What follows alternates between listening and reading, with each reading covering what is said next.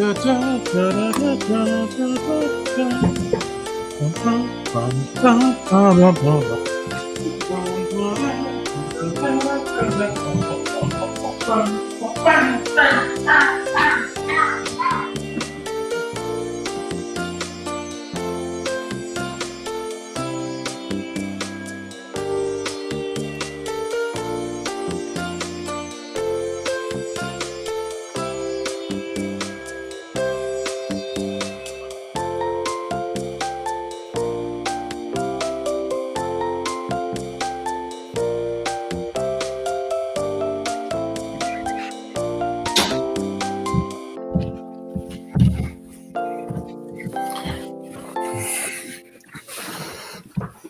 made it back right in time. Do you like strawberries, Chris? You know what? Sometimes a year I do. Look at this thing about strawberries. I think they're terrible. No, I don't think that actually, no, I don't think they're terrible. I think they're the most disappointing berry you can get. I don't like them. I don't like them because 99% of the time they're terrible. Right? But like a good one's really good. Yeah. Most of them aren't good. That's the problem. Most of them are bad, and I mostly hate them for it. And then I just gotta say, people go and put rhubarb with strawberries, which makes no sense to me. I know you don't like rhubarb. I like rhubarb in a drink. I like rhubarb. A weird choice for me. Rhubarb in gin. I'll take that. But strawberries, man. And people love them. And they'll dip them in chocolate. Those big ones are huge. They're this big. You can see around the stem, it's all white. You know, inside it's all crunchy and white. You know, it just kind of like it almost tastes like a strawberry. And then people dip it in chocolate and pretend it's fancy. Yeah, it's usually shit chocolate too. Shit chocolate and the most disappointing of berries. Yeah. Chris, I don't like strawberries. They promise. They promise and never deliver. Almost never.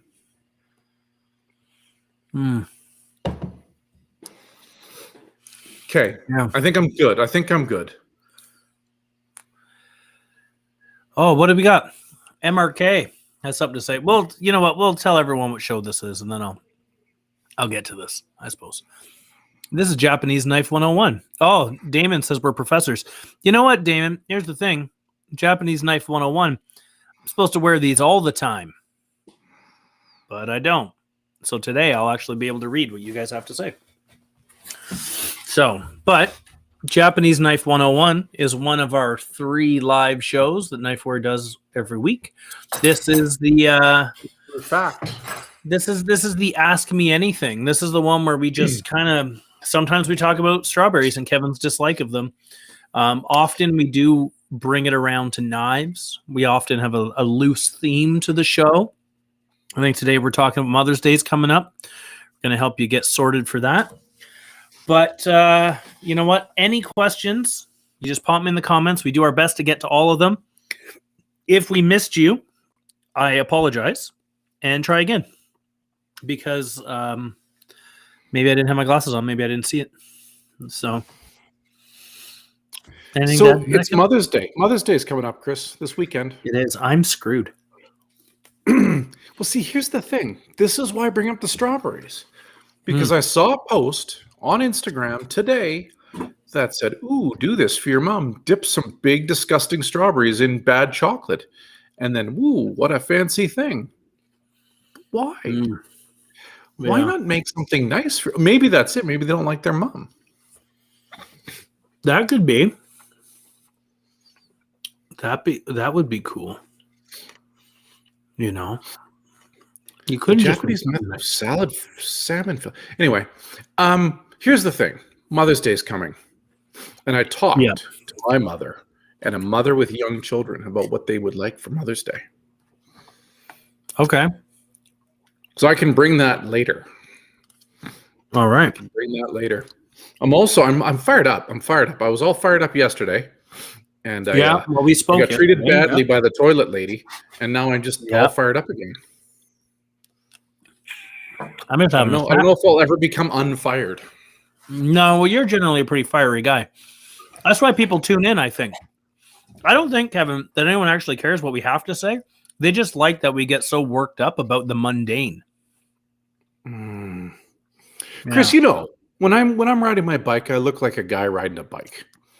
Right? I'll have a helmet on, got my hair, helmet, sunglasses, headphones that I'm listening to. I'll have my one pant leg rolled up sometimes. I wear jeans when I cycle generally. Yesterday I had my plaid shirt on. And I went to pick up something. I went to the fancy toilet shop to pick up this item that was pre-ordered. I said, I'm here to pick up this item. And they said, oh, she hasn't paid for it. And I said, that's fine. She goes, but you'll have to pay and you'll have to keep the receipt and bring it back to her to get your money back. I was irritated that I was at the fancy toilet store. And one, they were talking down to me because they thought I was a bike courier. And two, why are they talking down to a bike courier? They work in a toilet shop. It's very upsetting to me. It's like I didn't have any problem. I didn't have any problem with people that worked at the toilet shop until they were condescending to me. Until they were giving you a hard time. Yeah. Anyway, bastards. I paid for the filters, the 2 water filters. And I thought, I never have to buy them here again. I can go and shop at Amazon like Amazon wants me to. So there you go. That's a thing, right? Well, I went out of my way to like cycle across town to go to a local shop to get these things because I think it's good for the local economy and for them to be so unpleasant for them, unpleasant at the toilet shop. Yeah. And they're just selling Site News 6 says USA folk have no idea what a toilet shop is. I believe they call it a it's just like a plumbing store. It's like a bath fixtures place. I think you would call it a bathroom fixtures store. I called it the toilet shop. I will never use the toilet again out of protest. Good thinking. Who said that? Oh, that person's fun. I like them. Yeah. We got Chris Commandant. He's watching. We got Silvio's watching from Osijek. I'll be honest, I had to look that up. That's in Croatia. Oh, have you ever been to Croatia? I haven't. No. Me neither. I hear. You know what? A guy I used to work with went to Algonquin College. Chris might know some more about this. He's in there a little tighter than I am. But they used to have like a relationship with a school. Algonquin is like the community college here in Ottawa, for those of you who don't know. And they had a connection with a school in Croatia, I think. And they would send over people to go teach. And it was apparently it was a really cool experience. I never got to do that though. I'm going to start up at the top. I'm going to get some hellos. Iggy's saying hi. Fighting Usyk saying hi. Damon's in there. We got MRK, who every time I look at that, all I can think of, because like I'm a weird like paranormal enthusiast, is every time I read MRK, I think of MK Ultra. And that like weird. I have no idea what that means. Oh, it's like people like the government looking like researching LSD and trying to come up with mind control and stuff. It's like what that I would mind control the toilet lady and make her be nice to people, even if she thought they were bike couriers. MRK says, in my limited experience visiting Alberta, I found that the fruit generally better in the summer in Ontario. Not sure. Yeah, well, you guys got some interesting fruits over there. That isn't there like some weird plum or something like you got growing around your neighborhood? Or am I thinking of something else? What, Saskatoon berries? The king of berries are Saskatoon berries. Also called shadbush, also called pigeon, also called, I don't know, a lot of weird names. Service berry. Saskatoon berries. King of berries, man. Tons of pectin. Cook them up. You don't have to add anything. It makes a perfect jam or pie filling. And if you want to add interest to an apple pie, throw Saskatoons in. Huh. King of the berries. King of the berries, I say. Chef Chris 2005 says, I say go Fujiwara, great knives. You'll get along with us just fine. I say go Fujiwara every day, man. Oh, okay, Longstash has a good, we're bringing it back to berries. Oh, good. I like berries. Or warm ground. So I was trying to get this in, but Kevin was too worked up. I couldn't get my word in. But there's an apple orchard at the end of my parents' road, like out where I grew up. I would And like they that. do I like like the pick. apples. Yeah, they do the pick your own. They'll do like, they do apples and pumpkin, all like the kind of the fall pumpkin spice day trip shit that people do. But they've got really good strawberries. You can go out and pick your own. And if you're willing to put the time in, you can eat 45 times the amount you pay for. You just have to do it on the ground and be okay with eating a bit of dirt. So that to me, because I generally I would never buy strawberries in the store. Like never ever. But I'd buy them at the farmer's market, or I'd buy them. I'd go take the kids. But my kids, they don't even get it. They don't realize that they could just eat all the berries while we're out there. And they just fill the basket and oh, well, we're done. I was like, you guys are boneheads. I don't know who's raising you. So warm or cold ground? I don't know. Here's my theory. Here's my thing about strawberries. I had a huge strawberry patch because I was going to grow my own. And I was going to eat them right. I was going to grow them right, eat them right. A huge patch. And the squirrels in my neighborhood would eat. They would not even eat the whole berry. They would wait until one day before I thought they were ripe. And then they would go and bite one bite out of all of them. So I would get up just in time to I got these 6 in my mind. I know I'm going to pick these 6 or 12 today because they're perfect. And I get out there and there's one bite out of all of them. Rotten squirrels. My dad does a lot of gardening and says that strawberries will do well in a hanging basket. Maybe you can try something like that. I've just given up on strawberries. Do you know why? Because the king of berries is not huckle or blue, as Fight Newsick says. It is, in fact, the wild blueberry variant called the Saskatoon berry, king of berries. It's like a blueberry if a blueberry had some character. If a blueberry had some herbaceous notes to it and some deeper flavors. Blueberries are just fluff. They're just that's nice. They're fine, right? They're fine. They're okay. They're fine. Cook them down and you'll find out they don't really have much flavor. Now, a Saskatoon berry. Not really. That's a king berry. That's a king of berries. So, long stash, back to you. Sorry about cold or warm ground. I have no idea. I do know that squirrels eat them.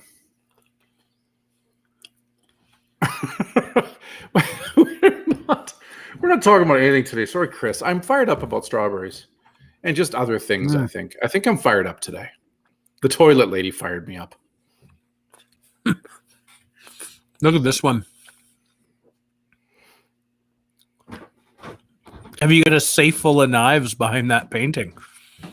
I wish it was a Van Gogh painting. This is worth considerably more than this. This guy from Edmonton called Jay Bigham, who goes with storm chasers and takes pictures and then paints the storm chaser. I don't know. Alberta, we do really, really good spring storms here. We already had a hailstorm today, one, and we're having another hailstorm this afternoon, probably. So that's good. Fun. Well, we've got a lot of people agreeing with your sentiments towards the squirrels. We've got little squirrels. It looks like, Chris Commandant piped in and said that Algonquin sent students and staff to Montenegro was where they were sending them. So Damon says, honestly, F the squirrels, tree rats. The Voog, I hate the tree rats. Longstash, I would take a bite. Well, I'm sure he means bite out of the friggin' squirrels. We got James. Maybe you should eat the squirrel. Well, we can talk about that. You would actually know something about eating a squirrel. We got Damon. I know that squirrels would cost them about $600 a damage. And what do you know about squirrels? Well, I've cooked a lot of squirrels, Chris. I used to work at this restaurant called St. John restaurant in London. And Fergus, the owner, the chef, one day realized that there was gameskeepers in England. So England, they have these plots of wild land, and maybe your passion was to create territory for pheasants to thrive in, or grouse. And then you would flush them out and let people shoot them, right? And So these gameskeepers would control the population of different things in the area, and at the end of the season, they would generally go out because they still were a bit trigger happy. I guess they just like shooting stuff. And they'd go out and they'd pop all of the gray squirrels, which were not indigenous to England, right? They outcompete the small English red squirrels. So they go and shoot all the gray squirrels, pop, pop, pop, pop, pop, and they would just leave them to the dogs. And Fergus thought, this is terrible. So he thought, let's find a gameskeeper and a butcher that'll work together and skin the squirrels for us and dress them and send them to the restaurant. So we did that, and we were serving squirrels at St. John Restaurant. And the first year I was there, it was the second year they'd serve squirrels, was the first year I was working there. And there was a protest outside the restaurant. People were upset that we were cooking squirrels, and there was a protest. It made the news and everything, but it also, one of the things that also happened was that Fergus was getting hate mail. Like he got threats actually, and so one of the things that if any packages came that seemed suspicious or a package, they all went to the police station. The police opened them for us because Fergus got death threats for serving squirrel. I'll kill you for killing squirrels. Can you imagine? What about It was all the other crazy. things? Guess squirrels are cute. I guess It was really crazy. So there you go, squirrels. And we used to serve them a lot. We used to have gardening clubs come in. And they'd say, "Oh, we've got a gardening club. We're going to be in on Wednesday. Can we like make sure there's squirrels on the menu Wednesday?" So, "Oh yeah, I'll put squirrels on the menu." And it'd be a table of 12, and they would order 12 squirrels. So here's my question. Yeah. Longstash gets to it. What do they taste like, and how would you guys like serve it? Different ways. The way I like it the best, well, they're a bit like a rabbit. They're a lot like a rabbit, to be honest. And after they're cooked, they look a lot like a small rabbit. The shoulders are definitely different. Like the shoulders are smaller and kind of more muscular than a rabbit, but they look very squirrelish, just smaller.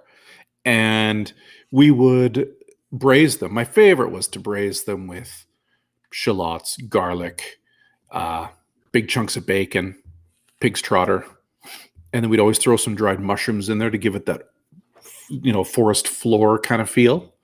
Yeah. And port, and braise them like that. Delicious, very delicious.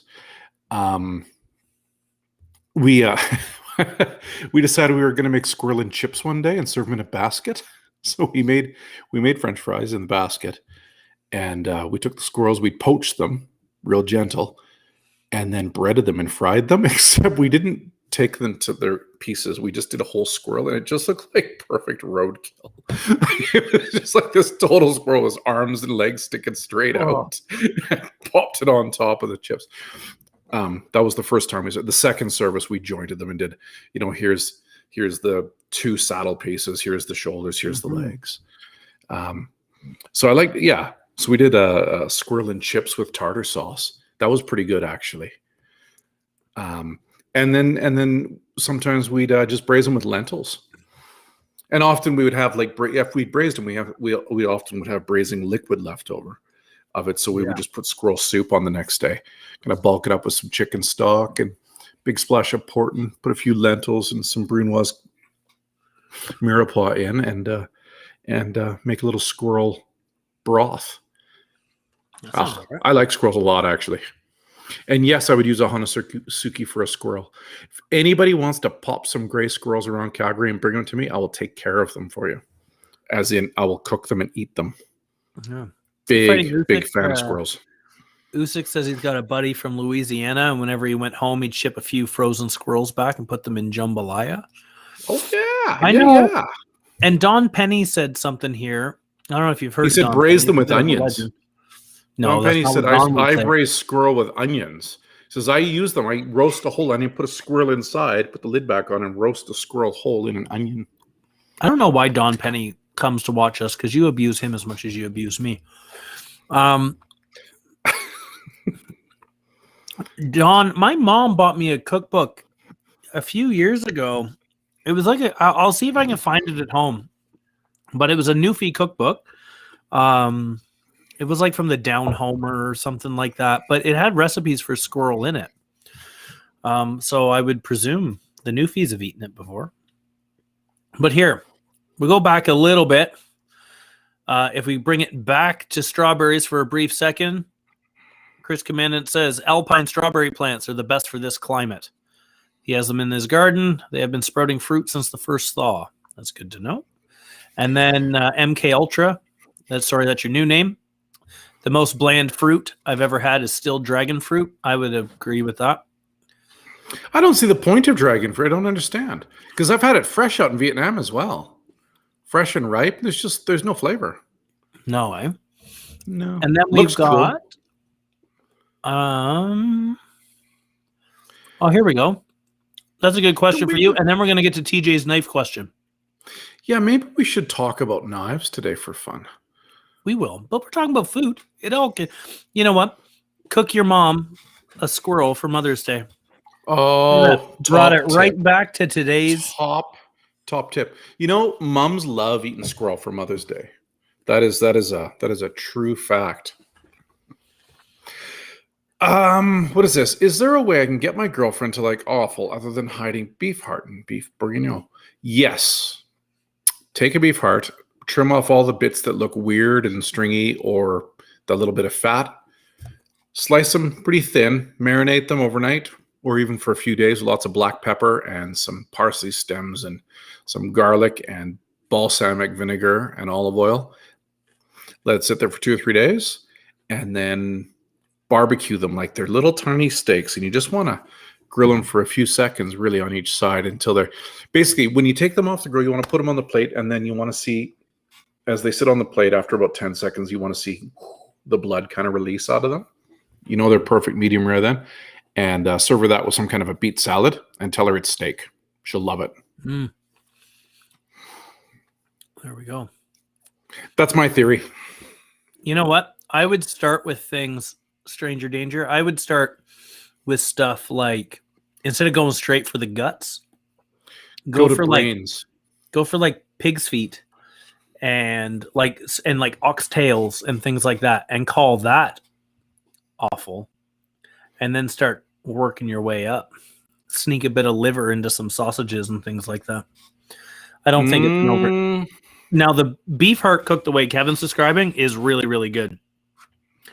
But if she's suspicious, you might want to be careful. I got in a huge fight with my ex-wife over this exact same thing. I told her it was steak, and she knew it wasn't. And I'm not married to this woman anymore. She lost out, man. I'd marry you. Oh, thanks, dude. Yeah, you cook well, and you've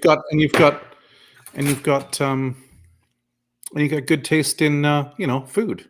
Good taste in knives. I mean, I love it.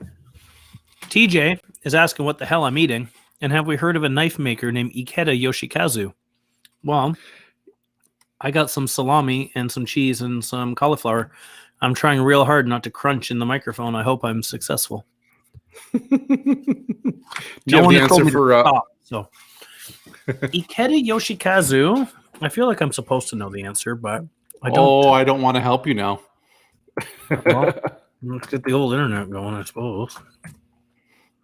Looks like I've looked this up. But it's good because garage sale's coming up, and geez, Chris. Oh, okay. I see words I recognize. Yeah, but now I'm just going to look like an idiot no matter what I come up with. Because I can never tell if I got the right person. Kevin, just bail me out here. Chris, you're no fun. I'm going to even give you the link here. I'm going to get the link. Okay.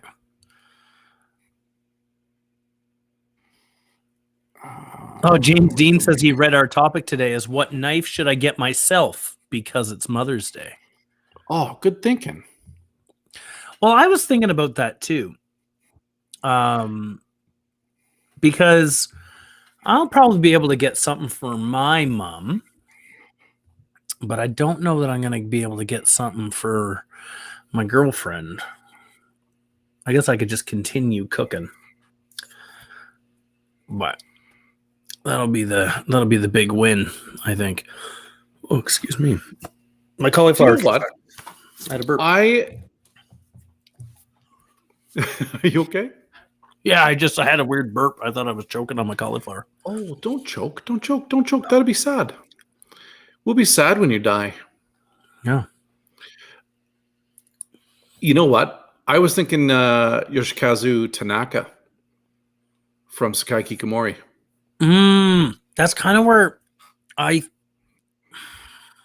thought it had I don't something know. to do with them. You know what? I don't. I should talk to Naoto. He's our Sakai guy. I don't get to Sakai much, and he does. Yeah. Oh, now we look stupid. How about this one? You can't know James Dean. everything. James Dean. What knife are you going to get yourself because it's Mother's Day? That's what I need to know. You know what? That's what I need to know. Here, I'll just text Nelto. I'll just text him, and maybe we'll get an answer. That's perfect. Yeah. If I don't know it, I'll find it out. As you may or may not know, Knifewear 101, this thing that Chris and I are doing, is our Ask Me Anything program from Knifewear.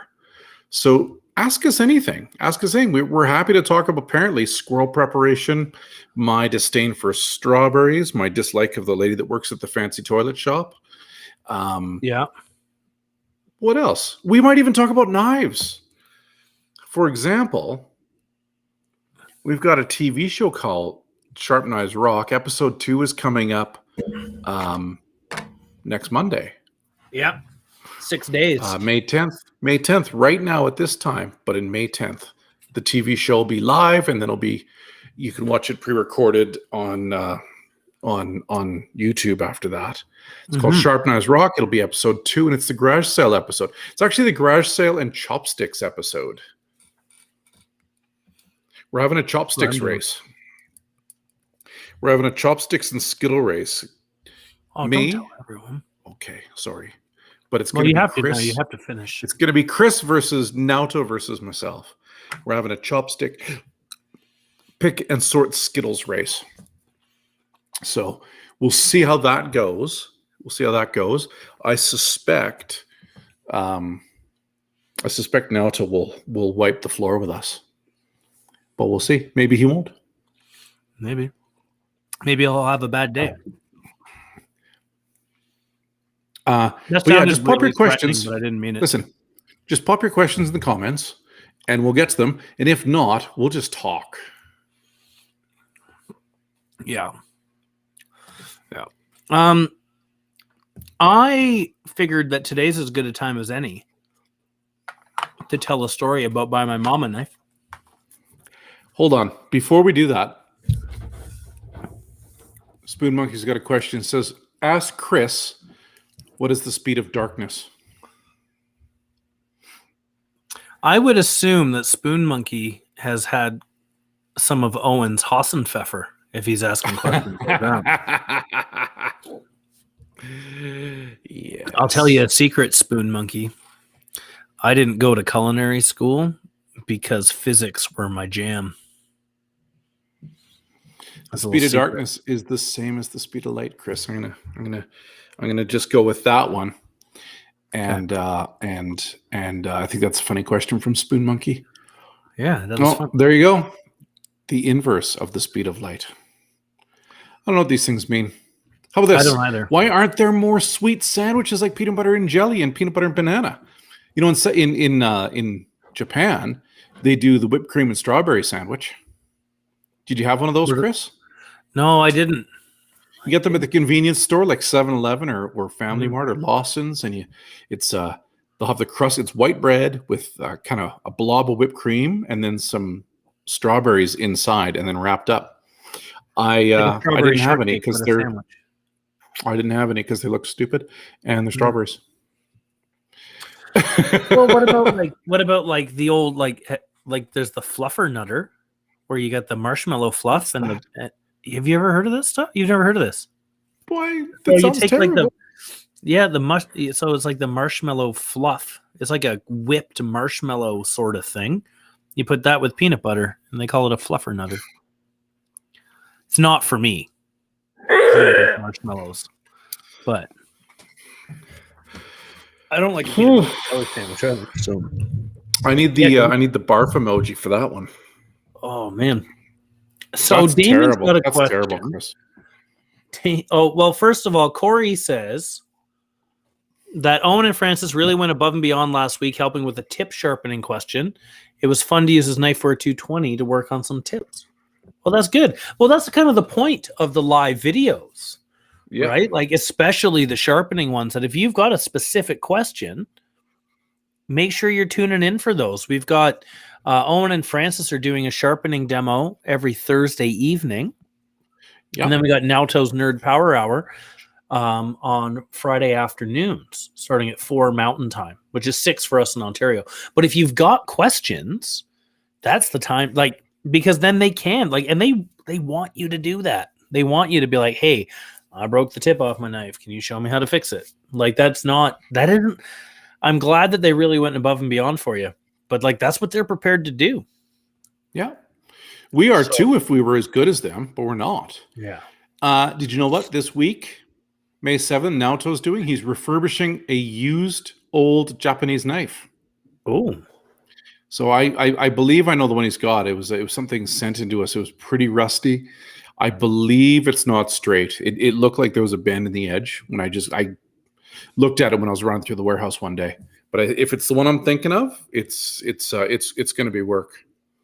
So he's got his work cut out for him there. So that'll be a fun one to watch if you want to learn about sharpening and about, like, if you already know how to sharpen and you want to work, kind of go deeper.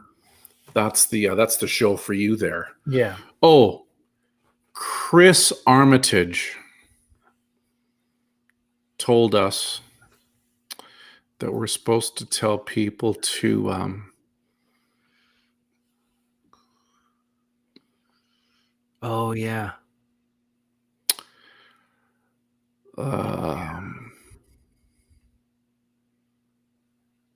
Yeah, I think that's what you meant. Yeah. There you go.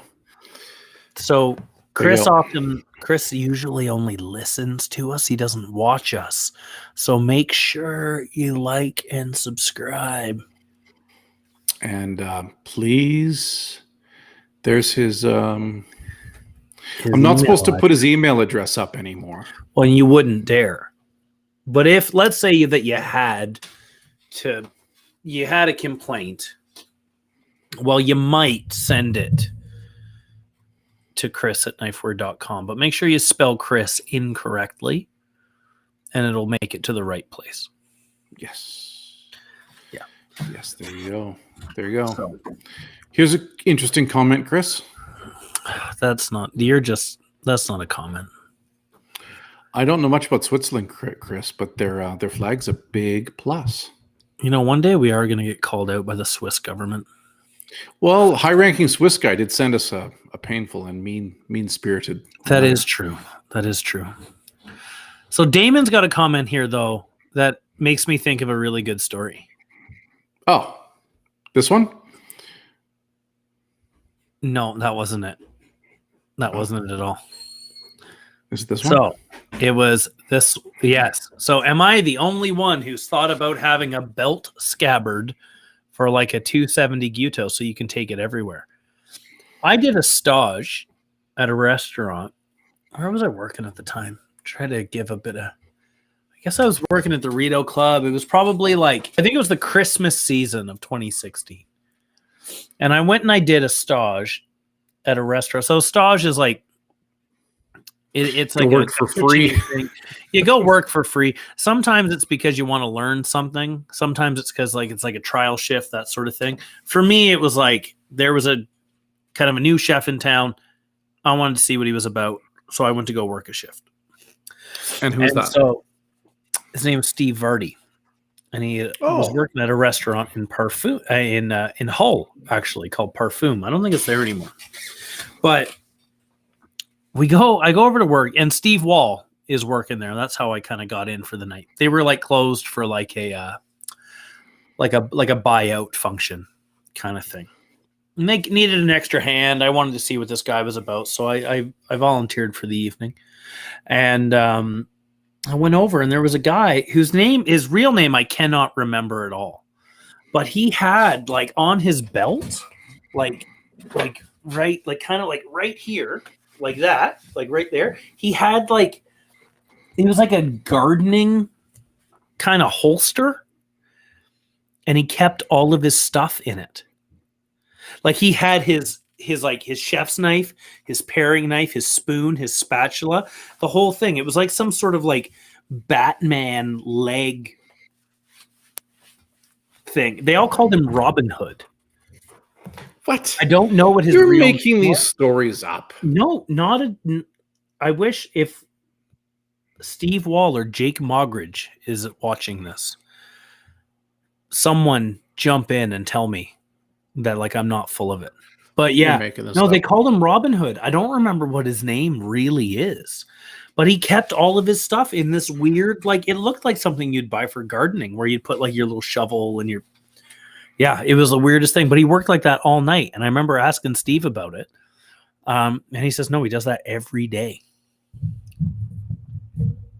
Interesting.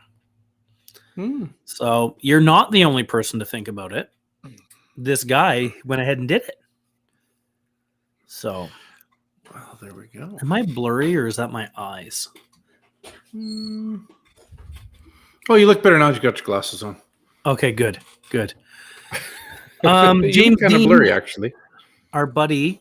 Oh, here, I'll just do one of these. I'll just whoop. There we go. James Dean, our buddy down in Los Angeles, went with an Ul Sakai Sumi 210. That's what Mom's getting. Oh no, that's what you're buying. What he's getting in honor of his mom. He's buying himself a knife, and I think that's awesome. I've got the Kobunka and the 240, and man, they're such great knives, and they're ground really high, so they're quite they go through stuff snatch those up too. Like Owen got one. I know like 2 guys in my store bought one. You got one. Naoto got one. Like that's pretty high praise. I think Ellie got one too. Oh really? She wasn't going to buy any more knives because she just bought a house. Yeah. Well, but there you go. It works that way. Here, this is something interesting. I was going to mention this. John Lung in Calgary has a belt scabbard for his Koishi Gyuto, and sometimes a peeler and a paring knife go in it too, and it looks like a gardening thing. Yeah. Okay. Maybe he knows Robin Hood. Maybe he is Robin Hood. Maybe he's the same guy. There used to be a chef here in Ottawa named John Lung as well. Maybe it's the same guy then. Maybe. Teppanyaki chefs have scabbards, so why not? Especially if your knife is precious to you. Well, why not indeed? Yeah. Toby had recently bought a custom handle Black Damascus Kato 240. Very thin. How gentle do I need to be with it? I'm almost scared to use it. Well, let's see. Don't be mean to it. Pretend it's something you like. Yeah. And if you ever wonder, if you ever think, I wonder if I should do this, don't do it.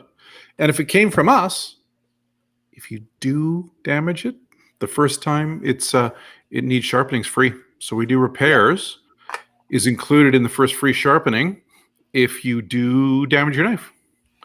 So there we go. So if you buy from us, we make sure you get that that real kind of get out of jail free card. Mm-hmm. Yeah. You know what today is, Kevin? I forgot about this. Star Wars Day. I was supposed to wear my shirt. Well, I had one. This one doesn't fit me, so you guys don't want me to wear it. Because I kind of Hulkamania'd my other one off the other day to embarrass my children. So, because if you think that, like, I'll do this stuff, like, for you guys. What a lucky wife. What a lucky wife you have. Oh, I know. Oh, you come home and you just rip your shirt off. Yeah. Yeah. Isn't that fun? You remember when we came up with that idea, Kevin? And then George Lucas copied us. Yeah. Yeah. That was the same night. We're having our staff party at North and Navy. And you remember? And we had the idea of, because the new Star Wars movie was coming out.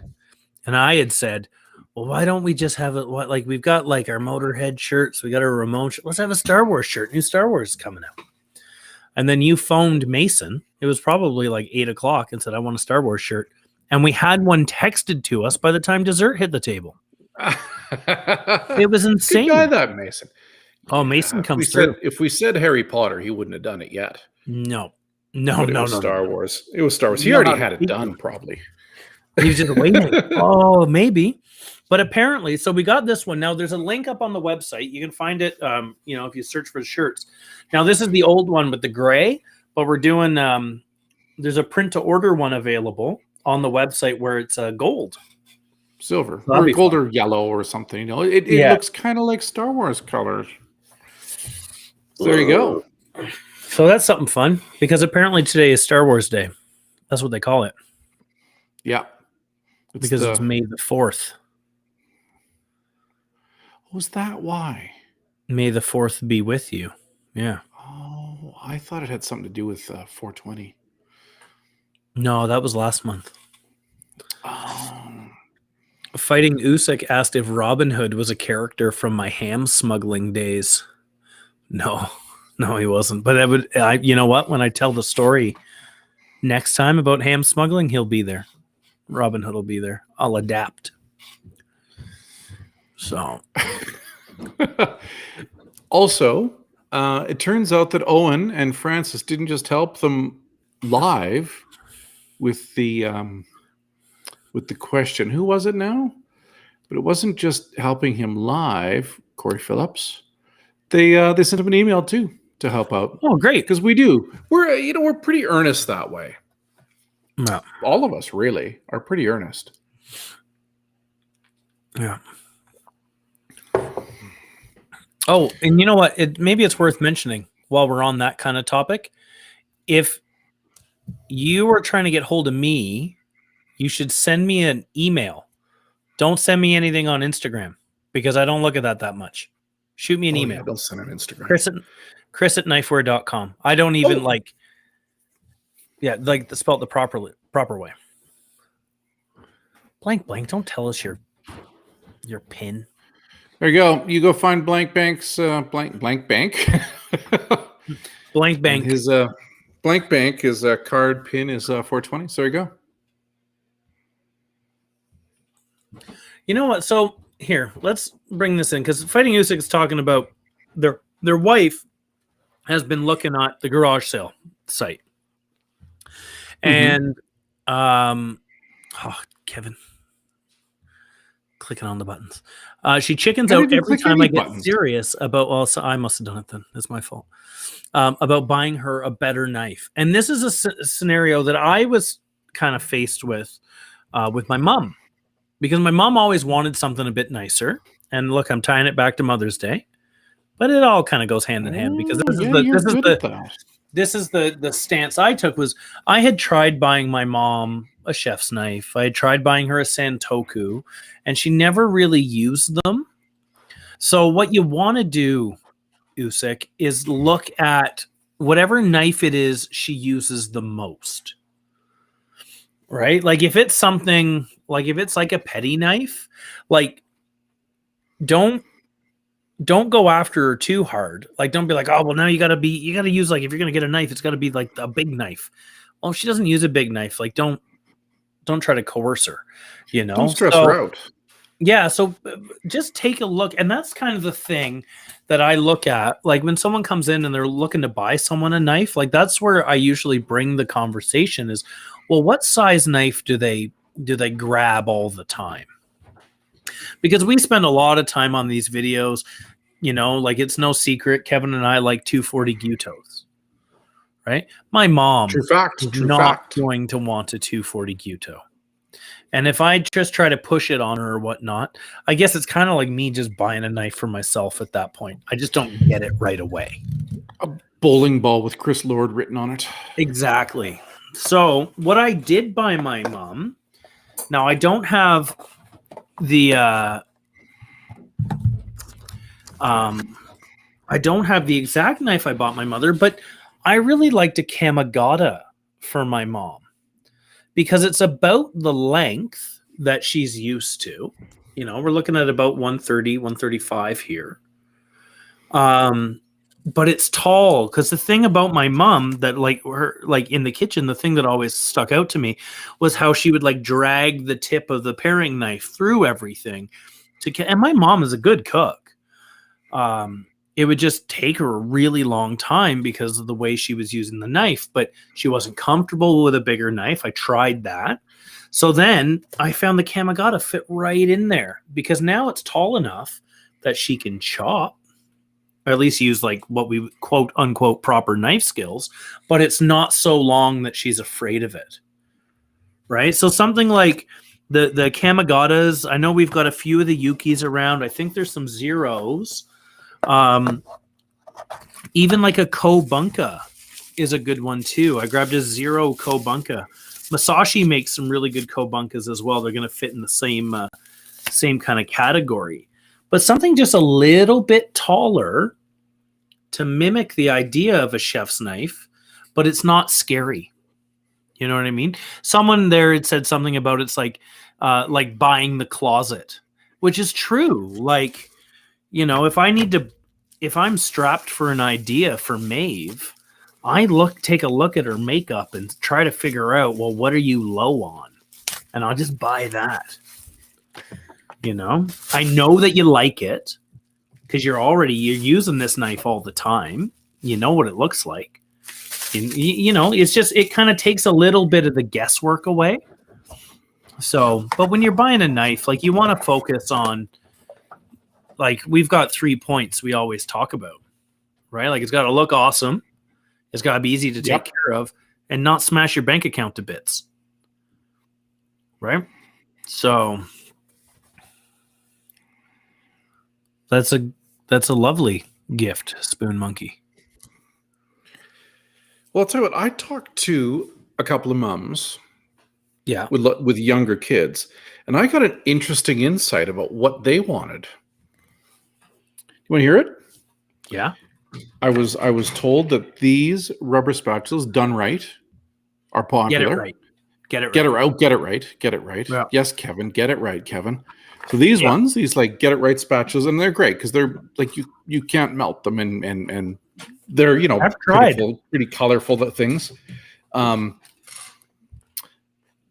$7 peeler, the Kuhn Rikon peeler, and the microplane zester. Mm-hmm. But the thing that both of them also said is they both said, I used to carry a Swiss Army knife and I don't anymore. I'd like a pretty pocket knife. And I think that's awesome. So there you go. My mama. That was two moms with younger kids. And they both said they wanted pocket knives. A sharp one that isn't too big. Oh, yeah. You know the little Makusta that Tsuchime handled? Ones, I don't think we've seen them in a while. Damascus blade, but with the pack of wood that was like kind of carved out to look like Tsuchime. Yep. I gave one of those to my mom one day. I don't know where we were. We were out. And I got in a lot of shit for this after the fact. But she was like, I was like, oh, don't you have a pocket knife in that bag of yours? Mom's always got a purse, right? And she's like, no, why would I have a knife? I was like, oh, don't be ridiculous. I just took it out of my pocket and I gave it to her. She didn't realize how much it was down the road. No, because it was a pretty knife. But then she's like, you just haphazardly gave me a $300 pocket knife. I was like, oh, Mom, don't worry about it. I got so many of those. Didn't like that answer either. So, but yeah, I've been carrying one of these around. I think you got something very similar. That new brand at Ken of Inglewood, the James brand. So, you keep yours right in the felt, eh? Yeah, because it's got this clip on. I don't like the clip. Well, see, I got this one. Well, see, I don't like the clip, and it was supposed to come with a machine. Like you can take the clip off and replace it with a little hook on, like a little eye hole on the end, right?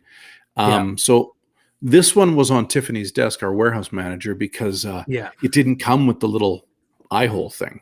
So I'm waiting for the eye hole to come in so I can swap the clip out, put the little eye hole in, and then it doesn't have to be in the case. But right now the clip kind of carves my pocket up. But yeah, I'm a fan. Oh no, these are nice. This one's made out of VG10. Here, we're getting a little bit nerdy. To focus just for a second. Sorry. We'll just get a tiny bit nerdy. So this guy, this is the the Carter, the James brand Carter. And Carter. I don't know which yeah. one this is. No, that's what it is. It's just they're It's the same. but they come in 2 models. Oh, mine's the black one. Okay. Yeah, you got the black on black, and I got the shiny in black. Got it. But they've got a I think it's a G10 scale, or it's micarta. It's micarta. When I look at it, it's got like the little thumb stud thing on it. It's a really nice knife, and they're not expensive in the grand scheme of things. It's sub 200. I think it's 185. Like it's 175, in fact. Oh wow. Okay, so even cheaper than I thought. And if you're in the States, that's 175 Canadian small dollars. So it's like $8 American or something. So James is asking if we can ship razors and pocket knives to the US, asking for their mom. Of course, 100%. We do it all the time. The only thing we can't is perfumes and charcoal. Yes, things that may or may not explode. Perfumes and charcoal, we cannot. Janine here has an opinion. I trust Janine's opinion quite a bit.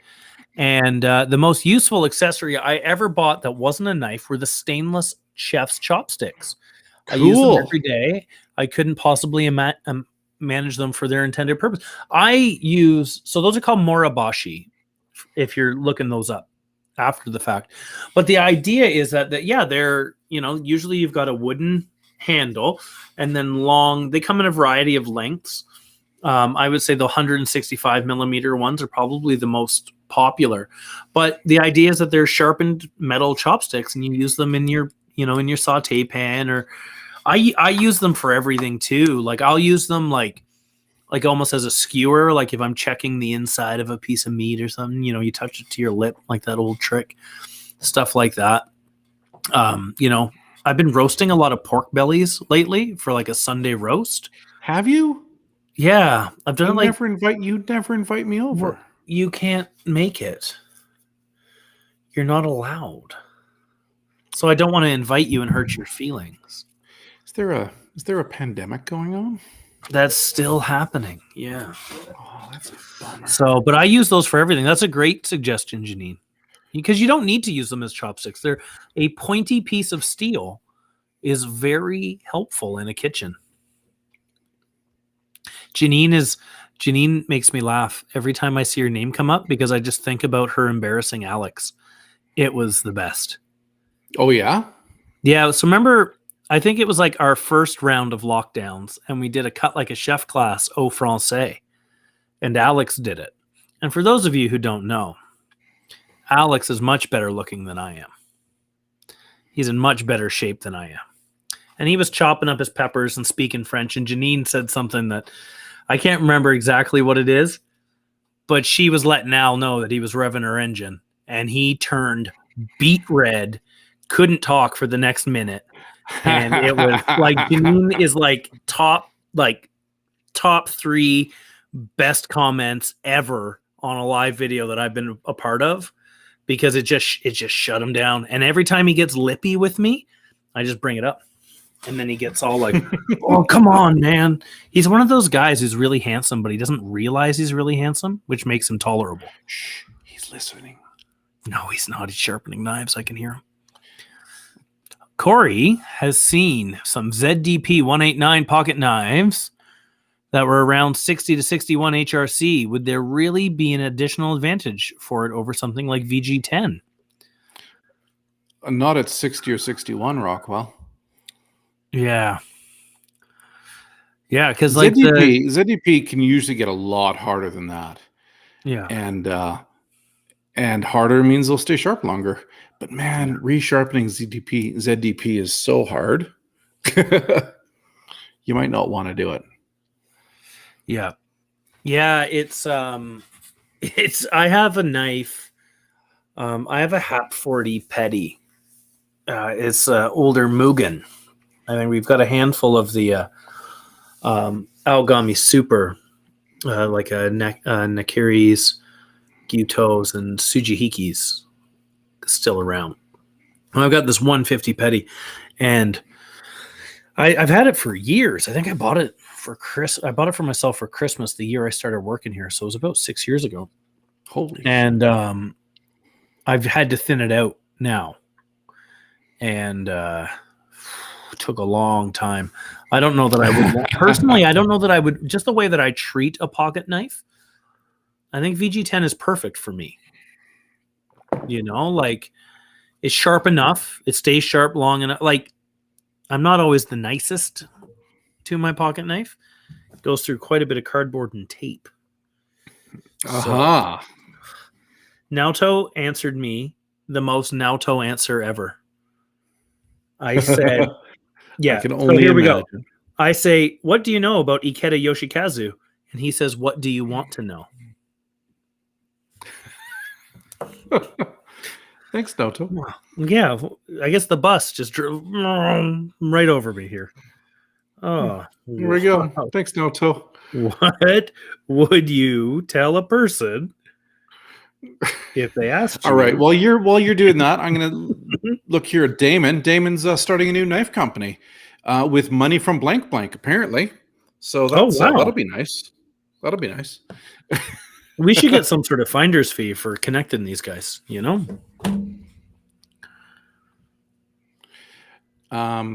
Here we go. Let's talk about mom stuff. A 150 stainless steel petty would suit her just fine.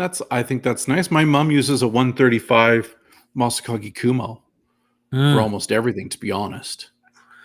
She's only cooking for one though, usually. So it's she doesn't have a huge workload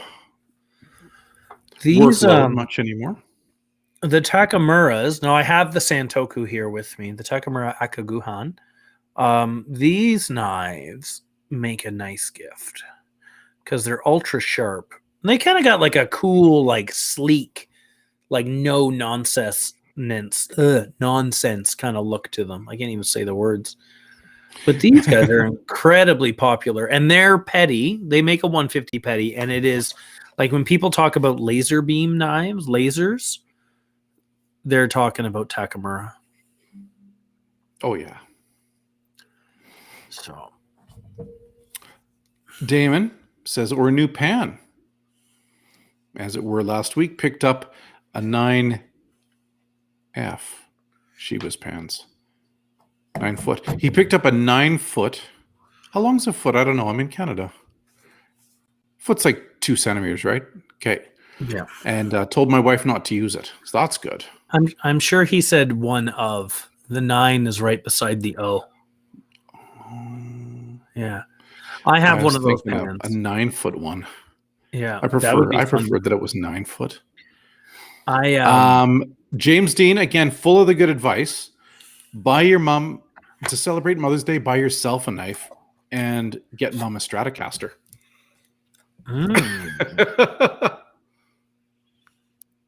There you go.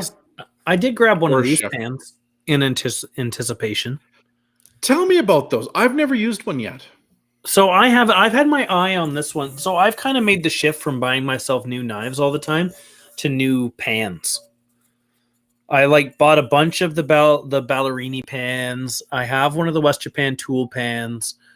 I haven't bought a Ronaby Brook pan, but I like this one. So this is the Prince Koigo. It's they're made in Japan, up in Niigata, I believe. But this is what they call their deep frying pan. So it's kind of like a flat-bottomed wok. Now those Yamada, the other, like the handmade Japanese pans that we carry, they make a flat bottom wok, and it looks very rustic. Like it's all one piece, and they've kind of got the handle set up. So if you wanted to, you could put the wooden handle on it, like the broomstick handle.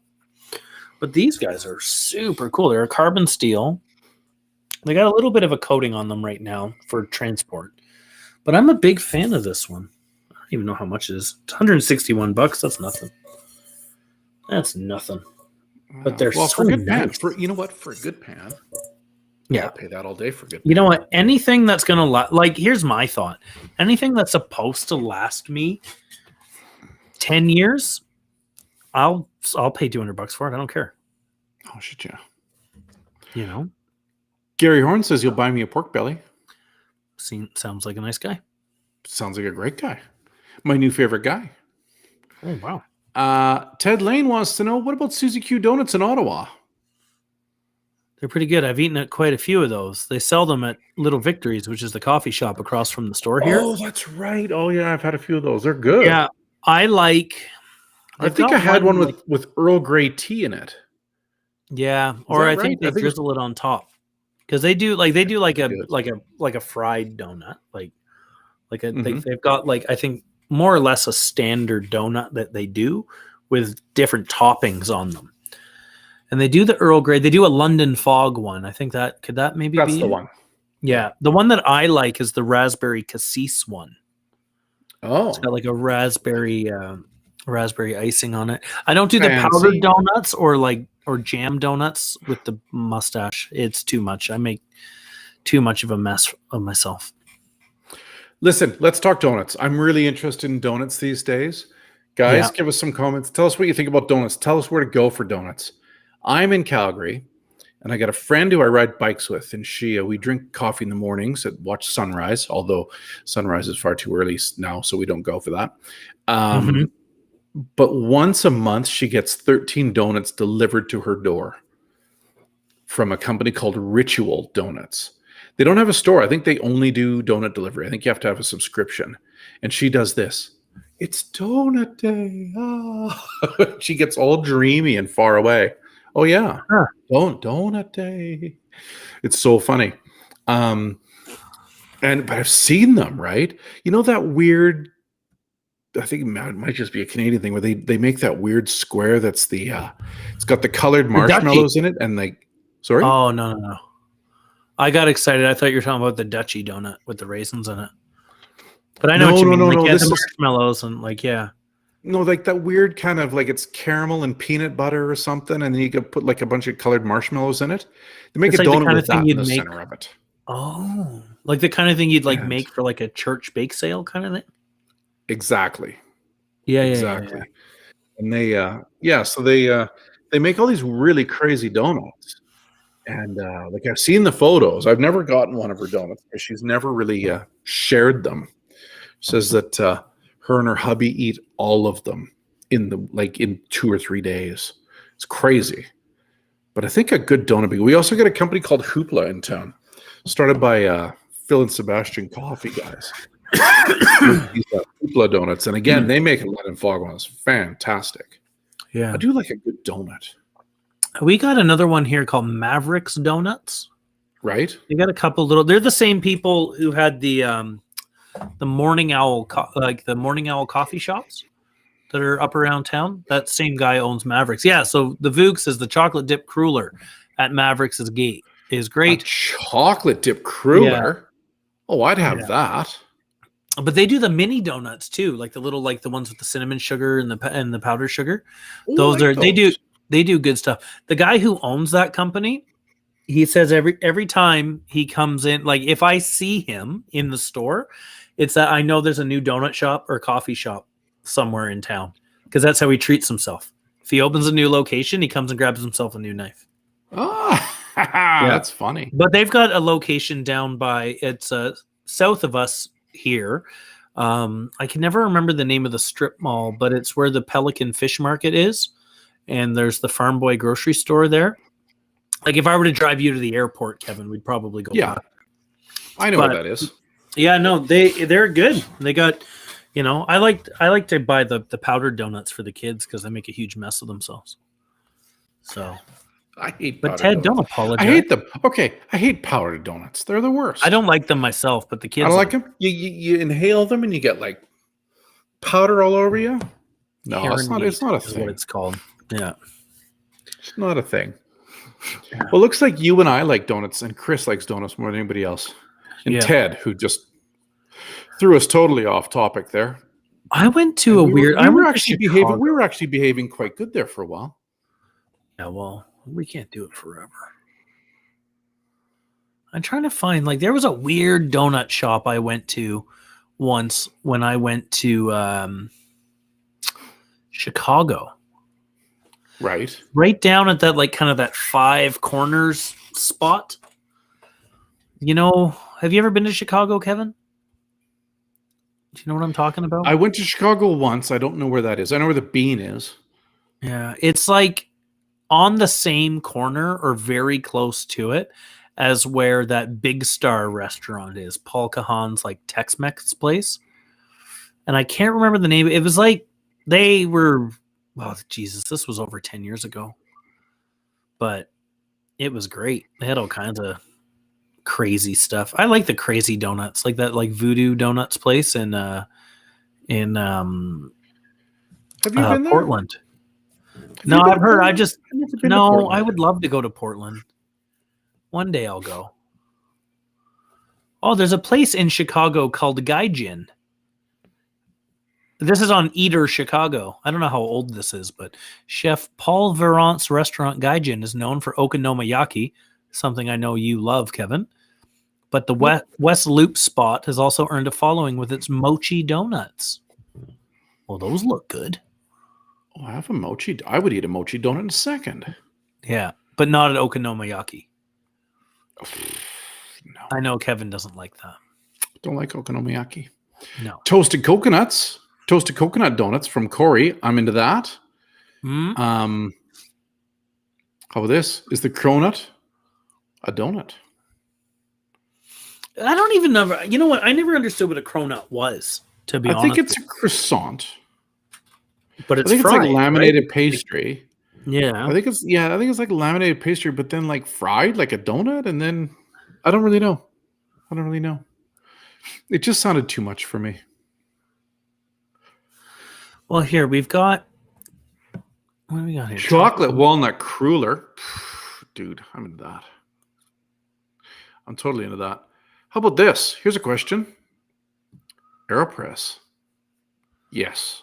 Do you carry them often? Yeah, we have a couple in the Ottawa store right now. Okay. Ted, I don't know how to make a cup of coffee if it's not with an AeroPress. When the store is open and operating as per usual, I am not allowed to make the coffee. We just have like a crappy little drip machine. We buy the coffee from across the road, and I've been told I'm not allowed to make the coffee. I'm only allowed to do it if I do it one at a time with the AeroPress. I've got that figured out, and it makes a really good cup of coffee. I can't make a pot of coffee in a traditional percolator. Yeah, I just use my AeroPress. Yeah, it's easier. Really boring. Easier. Damon suggested a nice ketchup donut with a fried egg on top. Damon's trying to get booted. Damon's trying to make me get thrown up. Here, do you want to answer a knife question? TJ's got a knife question. And we'll have an answer for this one, I think. Okay. Yeah, let's do it. I have an answer for the other one. Hinura Tsukasa. What is coming in the garage? Well, Tsukasa Hinura, we will be seeing a Santoku river jump and then 2 river jump petties. It's a 135 and a 150. Ooh. For sure. There might not be a 135. We do get some of his son's knives, though, sometimes. Because there might not be a 135, because if I've seen it and I want it. And so I know I'm not allowed to have. I know I'm not allowed to have anything on the first day of garage sale, but I might almost do it one day. I might cheat. And do we get some of his son's knives? Yeah. Yes. Yes, we should try. I know I've asked, so we should get an answer to follow up on that. Yeah, because nice. Oh yeah, they're great. They're great. Yeah. And they're about $1,000 cheaper than his dad's knives. Yeah. Yeah. That was a fun day when we got to hang out. So I guess it was like 5 years ago now. Kevin brought me to Japan. And we got to hang out with Hinara-san and his son for the better part of the morning. And it was a lot of fun. They were like, they kind of showed us around everywhere. They were doing some photographs for Kevin's book. And yeah, they wanted lots of sparks. This was the big thing. Lots of sparks for the photos. Oh. Right? So you can see. Did it work? Did we get lots of sparks? Well, we got lots of sparks. So let's pretend for some reason that this knife is something that Honora-san was working on, and he had his. I'm going to use this fancy spoon that I've got handy here, and he's loading the flux on this knife. So the flux is like it's the stuff that sticks the steel together, essentially. Like it's it's right? glue, and it also is it's borax, so cleans it. And anyway, it's let's call it glue. It's the stuff that when it's hot and you hit it with a fire that makes the fireworks sparks. So Visty is all set up to take his photos. He's got his camera in the right spot, and he's all ready. And I'm standing over here off to the side because I want to watch. But I have the common sense not to stand directly in front of where the man is going to hammer the steel and create all the sparks. So there I am. I'm standing and I'm watching. And just as Honora is about to come down with that hammer, Kevin shoves me right in front of him, and I didn't have my glasses on or anything. It was HR violation all over, and I got showered. No, I didn't get hurt, and I'm presuming Kevin knew I wasn't going to get hurt. That's the trust that I've put in him since. But it was pretty funny. Did Honora laugh? Everybody did. I eventually laughed when I realized. Honora-san laugh? Did Honora-san laugh a lot? Yeah, he thought it was a pretty good one. I guess it's on par with shooting your friends with a Roman candle. Oh, so fun. Yeah. I've never done it. I've only been on the receiving end of that one. Yeah. So, but so it turned almost every blacksmith. I've got a story of something dumb happening to me. I see why you brought me. I see why you brought me along. So, your Ted asked us when the garage sale is. Well, you want to answer Adam's question. You've had that up for a moment. Oh, right. Yeah. Do you know how long it takes U.S. Customs to release my shipment, Adam? Adam, I'm assuming you've ordered something and it's stuck with U.S. Customs. I think I'm assuming stones. Because usually it zips right through, and we've been. Most of our packages to the States have been arriving 2 days after you order.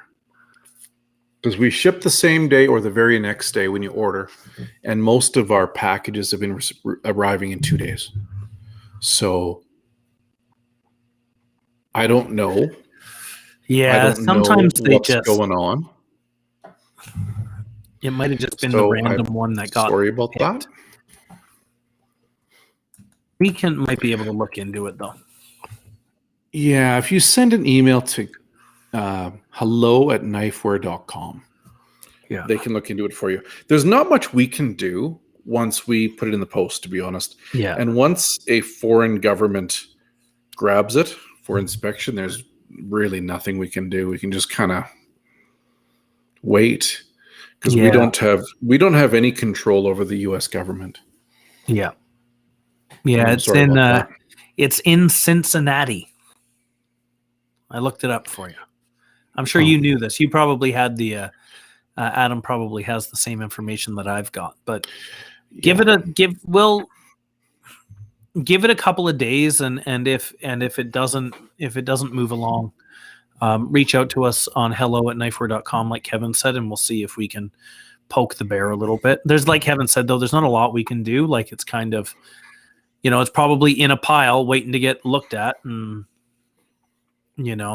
it's just a random one. Luckily, he says all other shipments have been 2 days. And Corey says, 2 days in North Carolina. Yeah. So, Corey, you're in North Carolina? Do they do barbecue there? You should send me some food. Should send me some food. I've been to North Carolina for barbecue. It's good. And Damon says, move to Canada, which I think is great. And then Damon says something very bizarre. Don't unless you're into socialism. I guess that means when I go to the doctor, I don't go bankrupt. I do like that. I do like that a lot. It's a nice I don't know if that's socialism entirely, but it's certainly some socialist idea. And Adam says he bought a Kimuri Santoku. That's awesome. You're going to love it. And the weight, a little bit of weight is going to make you love it even more. I say confidently. Yeah. I think that's fair. I'm just Fighting getting a look. Usyk says things about Cincinnati. It's a huge hub, and delays there have been common for the past years. That's kind of like, to be honest, if you're in Canada and we're shipping you something and you're tracking it and it ends up in Mississauga, that generally means you'll never see it. Just so you know, Mississauga is like the dead letter office. It's where things go to die and get lost. Did you know that, Chris? I didn't know that, no. Mississauga, yeah. If you trace it to Mississauga, good luck, man. You'll never see it. Oh, Is it T-shirt weather in Canada? Well, Admiral Longstash, this is kind of a hard question because Canada stretches right from the American border all the way up to nearly the North Pole. And coast to coast is about 7,300 kilometers. So if you're on the West Coast in Vancouver, could be T-shirt weather in the winter. Yeah. Currently in Calgary, it was 13 or 14 today with 2 thunderstorms. How about you, Ottawa? How's Ottawa? Now you guys are what, 4,000 or 5,000 kilometers from here. How was Ottawa today? We were, I don't know, I'm in the basement right now. It says we're 13 degrees right now. It's been a little cold. It's been kind of rainy lately. It hasn't been good motorcycling weather of late. Bummer. We've been getting lots of sun and warm, kind of 20-ish, which is nice. But it's also, we're still in May and we're in the mountains. So the snow's coming. Like I know it's going to snow here on the weekend. Yeah. Which it does. It'll snow all the way up till June here. But it'll also be 20 some days. So yeah, you live in a weird place. Fake, right? Yeah. Well, May and April are for fake spring.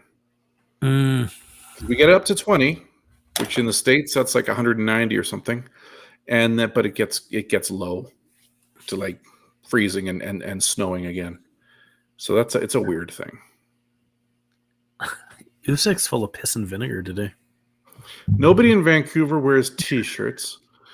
They wear fitted button-ups and sandals. Okay. You're out of control, man. There you go. Weather report from the Netherlands.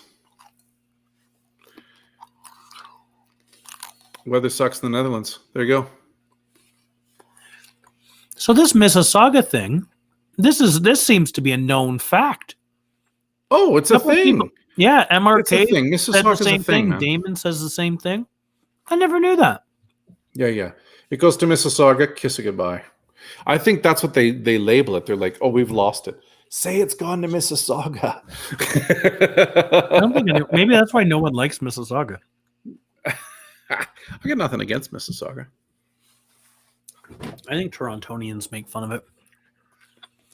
Oh, well, you know what? Usyk got his second vaccination yesterday and it kicked his butt.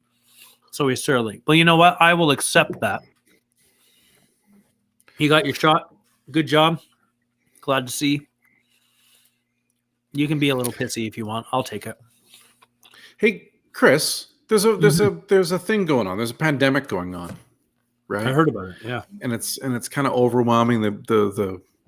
The hospitals. Calgary is in a really bad way. Actually, we've got more cases per 100, like per capita, than India, and India's getting pummeled. But we got a 1-star review today from Neil at Calgary Knifewear, and he says, I went to spend substantial money at this store on my birthday, only to be bullied at the front door by the manager about sanitizing my hands. That would have been Kasumi bullying him. You've known Kasumi for years. Have you seen her bully anybody? No. Do you imagine feeling bullied by a 5'1", lovely 5'1" Japanese lady? Probably saying, oh, can you wash your hands? Anyway, he was bullied by her at the front door about sanitizing her hands. And he said, I explained to her, I did it in my car, so I didn't have to do it again, but that wasn't good enough. The leftist COVID totalitarian,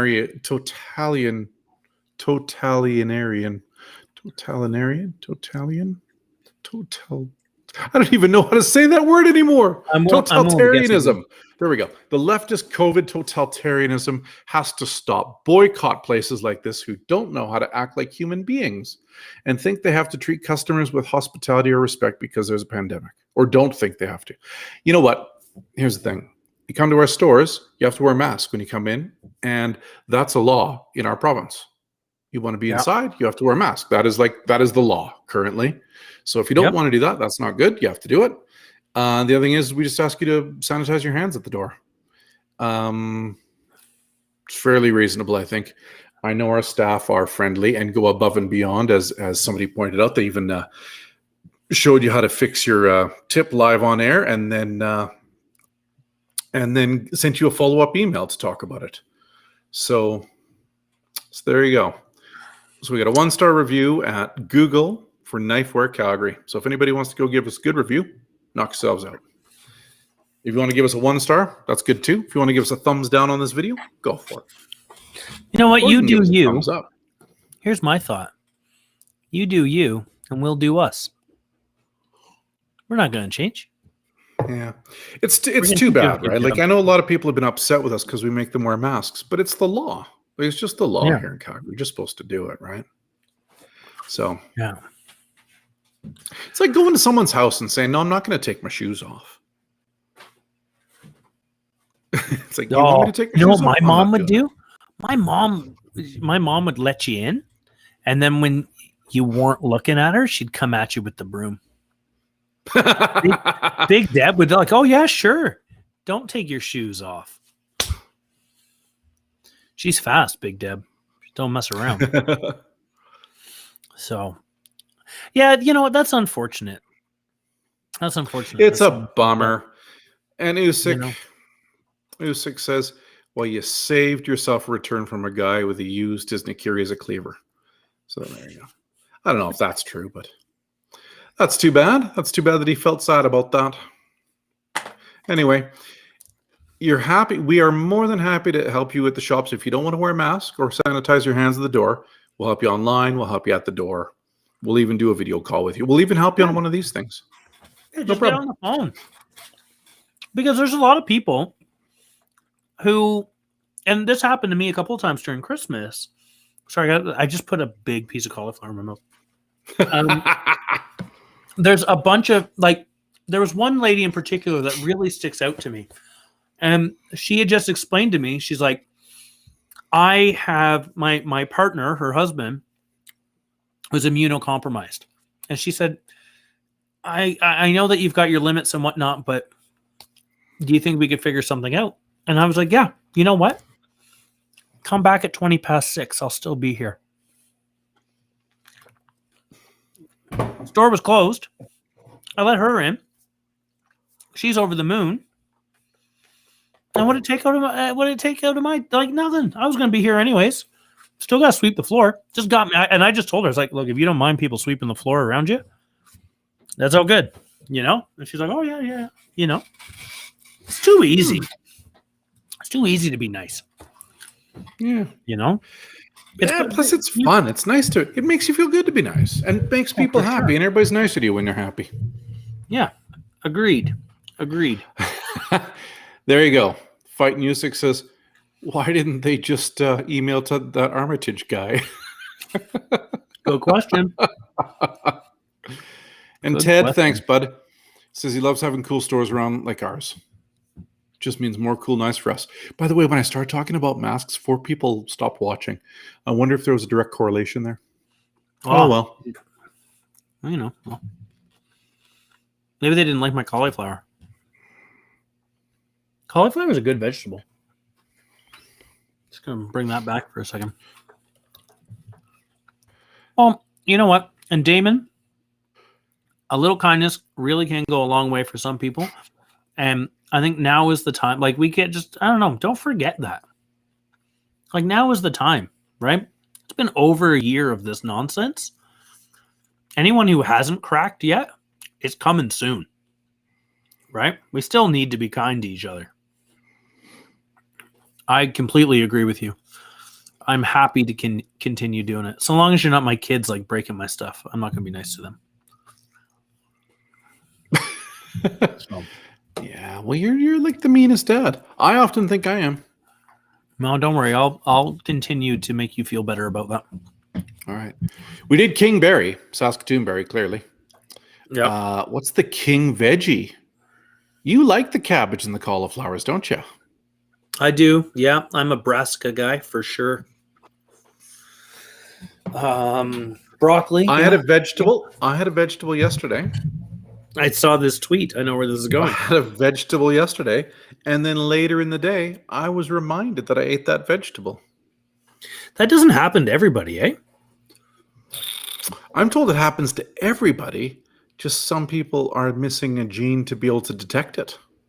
Oh, is that the case? That's what I've heard. Who knows if We're it's talking true? about asparagus pea right now. Oh, are we? Oh, right. Yeah. I'm just for those of you who don't follow Kevin on Twitter and get the strangest updates in the middle of the day. You can usually tell that someone has been abusive to a bicycle rider.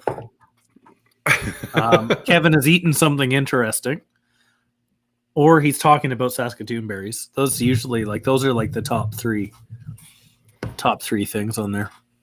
Yeah, I didn't have a rant about the toilet store lady.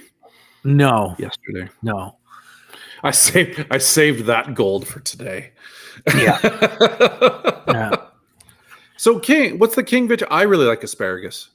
I think asparagus is great. I like that it's seasonal. I like having Alberta asparagus, which is going to start any day now. I got excited and I bought some from Washington. I like it. I like asparagus, and I'll eat it every day.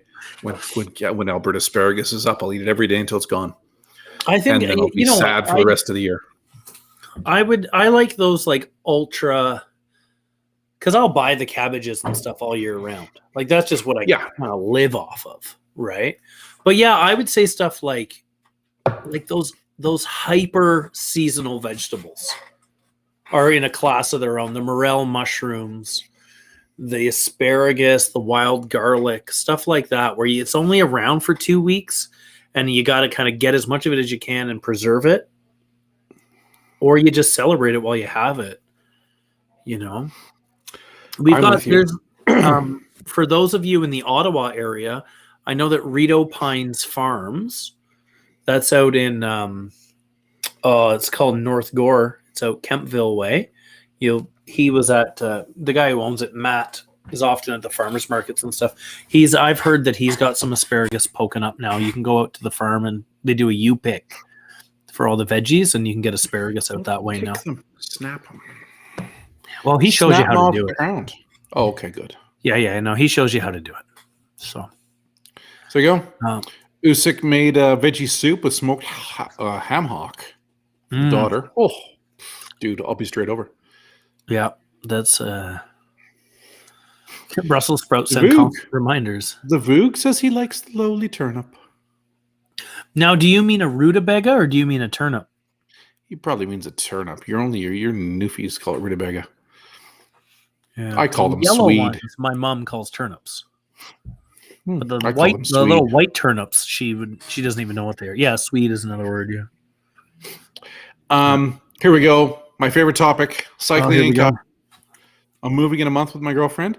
Calgary's good. You know, we've got over 1,000 kilometers of dedicated cycle track, and then just cycling paths. We've got 3 rivers in this city, and we got paths along all of them. It's great. It's super great. But there are a lot of trucks on the road, so stay away from this fast-moving traffic, I say, if you can, and be aware that everybody that's in a truck in Alberta wants to kill you. I'm pretty sure that's like on their bingo card for the day. Drive a truck, kill a cyclist. Woo! So be careful. Even but a pedestrian. There's lots of separated cycle infrastructure. It's great. I always got nervous, like when we had Kent of Inglewood on the other side of the road from Knifewear, and I would come out to visit, and like Mike would like tell me like, "Oh, they're just over. You got to go over to the other shop and grab this thing." And I was like, "Do I have to? That's a wide road, and the cars don't slow down." No, they don't. They try to hit you. Yeah. Here, you know what? we had a question a minute ago from TJ. Okay, you say this because I think it might. Who is the most exciting blacksmith right now? Like my opinion of that? Well, I don't know, man. Like Mizaki is exciting. Like right now, Mizaki is very exciting for me. Anything that Ikeda's making with Shibata-san, like Tinker and Kotetsu, is great right now. Yeah. Kurisaki's always making some cool stuff. We got a lot of Kurosaki coming with the garage sale. I'm always a fan of Moritake. I don't know. Masashi is always up there for me, Masashi. especially. I got the shirt on today, but especially as we get up to garage sale, because he always has something crazy. I don't want to let the rat out of the bag, but we've been working with him to make something special for the garage sale this year. I haven't seen it arrive yet, but I'm sure it will, and that's going to be awesome. Yeah, Corey says the baby 150 Gyuto from Masashi looks awesome. They are. They're like a petty, but a little bit taller. That would fit right into my Mother's Day suggestion. It's a 150. I think my mom actually has one. She does. I know she has a 150. Yeah, she got it. She got it when he was here. She got it engraved. Yeah. Yeah, no, that's a great knife. Yeah, now the Shiroshu and the Kuro shoes have he does the 150. It's like a Kobunka. It's just That's where I was going with that. That's where I was trying to get back to. Blacksmith Nigara Hamono. Do you have an opinion? Listen, we carry those Nigara Hamono SG2 powder steel Chichime pattern Kurochi colored knives, and I think they're awesome. I like how they look. Yeah, I like how they feel. I like how they cut. I don't have one yet. I should get one. I didn't get the sample when it came in. I know Naoto did, and I think he took it to a couple of Japanese guys to try that one out. But everybody loved it that tried it. And I think Mike was even one of them that tried that one. But I think they look really cool, and there might be something special for garage sale from them. Yeah, I don't want to say anything for sure until it arrives. Because sometimes things don't arrive in time for garage sale. So I want to make sure that it arrives before I get excited and say it. Oh, I think I might have found it. I'll keep my mouth shut, but I think I found the night. Like, I'm just looking. I wanted to look them up because I haven't seen one in person. I had only seen a few pictures and whatnot, so I wanted to look at them again. They are gorgeous. Mm-hmm. Yeah, really high, like shinogi as well. That's so I don't, when you're looking at a knife like that and we say like the shinogi, just to kind of bring it back, just because not everyone's going to be as big of a nerd as us. When we say shinogi, we're referring to, I think it's important that everyone knows what we're talking about. So the shinogi is this kind of what, we might call a primary bevel. Like it's this area between the finish up here and the edge of the knife, right? So this whole part right there is the shinogi. And if you've got one that's quite high on a knife, you can anticipate that the knife will feel thinner when you're using it. Maybe that makes it a little more delicate, depends on what it's made of, but something to think about. And Usyk says, while you're at it, how about defining the blade road? So that's harder for me to show you on the camera, but the blade road would be the little bit that you sharpen after the fact, right? It's all in Japanese. It's called the koba. So you would thin this knife out. Let's pretend this box is so. When you're what we call hot rodding, you are, thinning out the shinogi. But if you just polish a knife, if you just sharpen a knife that way, you'll end up with a very, very thin, very, very fragile edge. So what you do is you bring it up a little bit, and that gives you the koba or the blade road.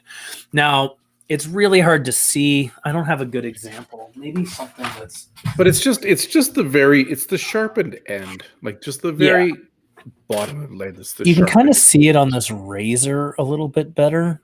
Like you can kind of see like that little bit up here. I can see it. You know, it's hard to, it's a hard thing to show on the webcams, but it's just like it's the actual edge. And sometimes the reason why it comes up in conversation sometimes is you look at like you would look at the blade road to see how good of a job you've done sharpening, right? Like especially when you get into those higher grit stones and you're looking for a polish almost. Well, you can look at the blade itself and see, okay, well, I've done this part, I haven't done this part. It's just another kind of way to check your work. I hope that helps. Yeah. Chris, remember I said we might be getting some stuff from Nigara Hamono in for the garage sale. Yeah. 2 of them already arrived and one's already sold. They actually have hit the garage sale. Or they've hit the website already. So if you go to the website, to the Nigara Hamono page, you will see 2 of them, but I think there's some more. Fancy special handles. Fancy special handles. Ooh, fun. I'll do that. I like looking at stuff. We should talk about garage sale a little bit more. We're gonna do that's what all we're gonna talk about next week. Naoto was calling me. Well, we're gonna talk about like you know what we're like. We're gonna plan on it and we're gonna see what happens. You know what we're like. But that's what our topic is next week is the garage sale extravaganza. True. Look at that thing. Look at what thing? That must be what you're talking about. Is it? Look at that handle. Yeah. That blue one is wild. That blue handle is wild, wild, wild. So I didn't know those arrived. But there should be some more coming with those wild handles. So they should be. They shouldn't have made the website already. They should have stayed hidden for garage sale, but they're on the website. So there you go. Yeah. All right, Ted Lane. Enjoy dinner prep. Have fun. Usyk. Munishi. We have some Munishi knives. I don't know. We got them. Naoto got them, and I don't know anything about Munishi. This whole COVID thing and this whole no travel thing's been hard because I'm having a hard time. I'm just having a hard time meeting new people that we don't know. Whereas Naoto and I have kind of split up ordering for the garage sale. So I've been working with people we know, and he's been working with new people that he's new contacts we've made. So we divided the labor up. Now this is glad you said something because I would have thought he meant Munatoshi. I saw that question too. I thought those were meant at first too. Spoon Monkey's looking for new stuff to sharpen by, new music to sharpen with. What do you guys like to listen to when you're sharpening? I listen to a lot of Nick Cave and the Bad Seeds, especially the new stuff like the Carnage album and Push the Sky Away and Skeleton Tree. I think those are brilliant albums. Yeah. I've been listening to Damien Rice again because I like that sad Irish guy. Is that what you had on when we were getting ready to do the video? Yeah. I find for sharpening, usually because what happens is if I'm sharpening, it means that there's a lot of sharpening to be done. I usually get called in because the workload got real big. Because normally Alex will do the majority of the sharpening in the store. At least these days, Al's doing all of it. Right. But so I usually like to go for something pretty fast paced. You know, slightly aggressive. Something I can kind of sync up to. You know? Right. So what might that be? Depends on the day. Oh, come on, Chris. Chris listens to the Pogues, and not just because his wife is Irish. No, I like them. Yeah, that's good. All right, listen. Garage sale, May 17th to 24th. Fun stuff, unique, one of a kind, and stuff we don't normally carry. So not usual stock. So look for that. We got Sharpening Night in Canada on Thursday with Owen and Francis. That's 7:15 Mountain Time. I don't know what they're doing this week, but I'm sure it'll be I've got it fun. written down. Actually, it's 5 tips for sharpening, paring, and petty knives. So there we go. On Friday, May 7th, we got Naoto's Nerdy Power Hour, how to refurbish a used Japanese knife. Yep. And if it's the one that I think he's doing, it's quite, it'll be a huge job. It'll be a huge job. Be a lot to learn. If you like Naoto's repairs, follow him on Instagram, NaotoKW, and you'll see what he's eating for lunch and the weird stuff he's been working on lately to fix. So that'll be fun. Oh, excuse me. Oh, I'm tired today. I'm sorry. I've decided that we have to wrap things up, Chris, because I actually have to get going. I've got a thing to do today, so I'm sorry about that. Fun. That's all right. Yeah. Sharp Knives Rock, our monthly YouTube TV show. A second episode hits May 10th, 1 p.m. Mountain Time. 1 p.m. Mountain Time on Monday coming up on May 10th. And it's going to be the Chopsticks and Garage Sale episode. There's a hilarious video I've seen clips of with Owen and Francis cutting a bunch of onions with a ton of knives and lots of tears. So that should be good. Yep. That'll be fun. Follow us on Instagram at Knifewear or go to our website at knifewear.com. And you can buy all this good knife stuff because Mother's Day is coming and your mom deserves something nice. She does. Because you really tormented her when you were a child. All of you did. Yeah. True. And even when you were adults, some of you. You know what? I like every week we do this. Like fighting Usyk, like we just get like closer and closer, me and that guy. You know? Now he's really going to go to bat for me. Onion slicing, Team Lordy. I have a feeling that Owen and I don't do it the same way. Hey, Usyk, how do you feel about Switzerland?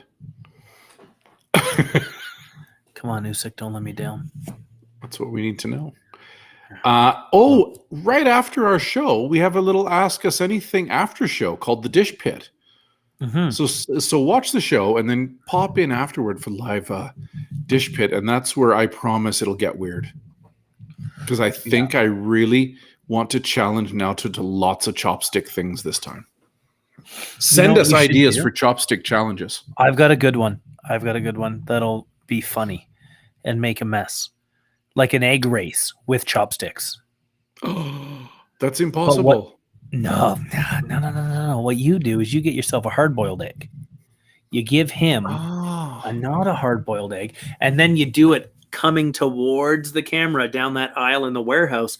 When he inevitably drops it, breaks an egg on the floor, he'll be super embarrassed. It'll be hilarious. Oh, we'll do that. Okay. I thought about that earlier. You're a sneaky, terrible man.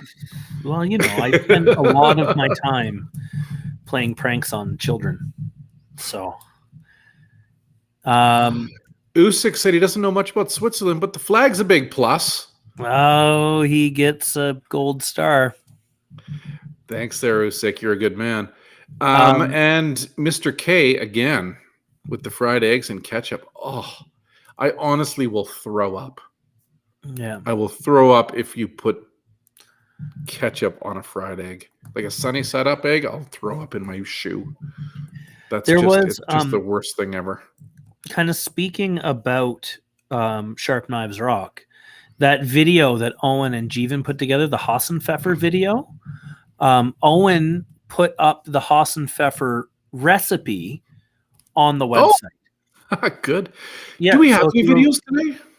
We do have one. I've got one here. We just never, we just kept talking. Do you want to watch it? And then we can say goodbye. Yeah. I believe it's the Iron Sharpener video. I thought we already watched that one, didn't we? No, well, we watched it on Sharp Knives Rock, but we haven't seen it since. Oh, okay. You want to pop that up? And maybe we say goodbye now, and then when the video's over, we're gone. There we go. How's that sound? That's good. That works for me. Here, I'll do that. Kevin's going to tell you to like and subscribe. Right. Like and subscribe. If you saw something you liked today, just press the like button and press the subscribe button. You will never miss anything. And there you go. Like it and subscribe. I see that it looks like 15 people liked it and one person disliked it. If we get to 30, we have to do it again. So just you're warned. So we're at 15 now, which is good. That's a nice low one for us. So maybe it won't make it to 30, and then we'll be here we go. Mm-hmm. And there we go. Cool. And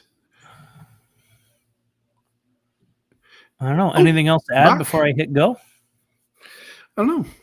Are you going to Well, right. How about an intro the video and then I'll say goodbye. Yeah, thanks. I saw some new names in there today. That was great. We always like seeing new faces.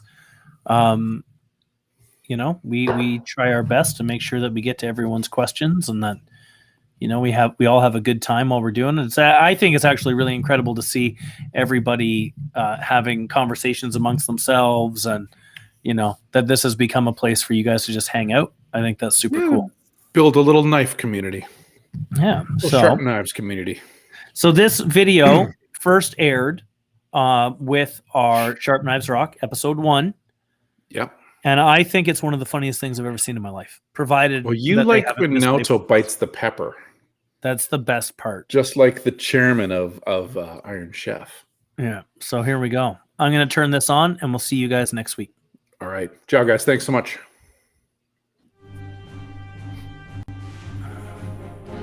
Tell me what you cut, and I'll tell you what you are. Nearly a week ago, a man's fantasy became reality in a form never seen before. Sharpening Stadium, a relatively small sharpening arena. The motivation for creating the arena was to pit the best knife sharpeners in Canada against each other. To realize his dream, he gathered whatever Knifewear staff were available that day and named them the Iron Sharpeners, the invincible titans of knife sharpening. The contestants battling each other today are Kevin Kent, president and founder of Knifewear, and Mike Rinch, ex-chef and general manager. I like how Mike had to get up on a stool there. Welcome to the Sharpening Stadium. Well, he has to be tall, you know. The best sharpener in the world to compete against. But we could only find these two. We need a Knifewear Discord. Oh, did you hear what he said to me? On this battle, Santoku, yeah, I did. You'll be using he said, I look for the best sharpeners ever, but all I could find were these two idiots. What a jerk. You'll be judged by 4 categories. You pay him to talk to you how like they that. cut tomatoes, what a how jerk. They cut carrots, how they look, and mystery category. Each category Whose vest is that, do you pointed think? from 1 to 5, total of 20. Naoto's a sharp-dressed man. Look at that. Look at his hair. Yeah, that's true. Well, I knew that would be his shirt, but I thought the vest he might have stole from Nathan. The Sharpening Stadium. Nathan liked the vest. Will be punished by drinking a coffee brewed by a sharpening water. Here are the knives that you will be sharpening. So the loser had to drink water. Let's begin. Sharpening water, coffee.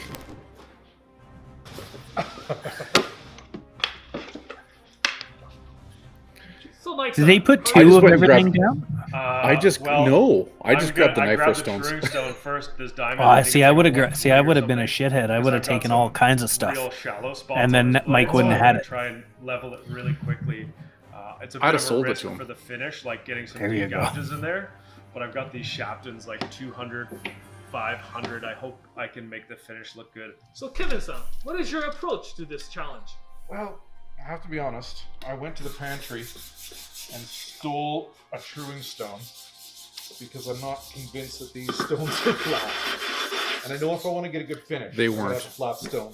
And yes, I'm using the monster one. It's fine. Look at how wiggly that table was. balls over Oh, there? that was the worst. It's just sharpening inspiration. Oh yeah, what's next? Little blue pills? I'm not that old. I don't know if you know this trick when you're trying to make the finish look good. You change the direction, like the angle. Or you cut your fingertips off too. So Kevin-san, how are you doing? You know what, Naoto? I don't sharpen knives so much anymore. So how's it coming, my son? Oh, it's coming. It's coming. It's taking some time, but we'll see. Once I get my shallow bits ground down, I'm gonna move to the 220. I'm gonna get off this diamond stone. Do you remember last time we had a sharpening competition in Shavatistan? Judge did it. It was company wide. Oh, that was fun. Did I tell you what he said to me quietly about my knife? Get a new job? No, what he said was, I was disappointed. No, really? True story. True story. I was disappointed, is what he said. I can see I got one kind of deep scuff scratch left. The sound. Have you noticed the sound is different? Oh, you're on your not 1,000 so grit rough stone now. now. Look at you, fancy guy. Hey, going all faster than me, eh? Oh. Yeah, that would get old sharpening on that wiggly table. Oh, it was a pain in the ass, Is man. it possible that you could just judge one side of the knife, not both? That was something that I struggled with for a long time. It might cut better than it looks. And Dry sandpaper.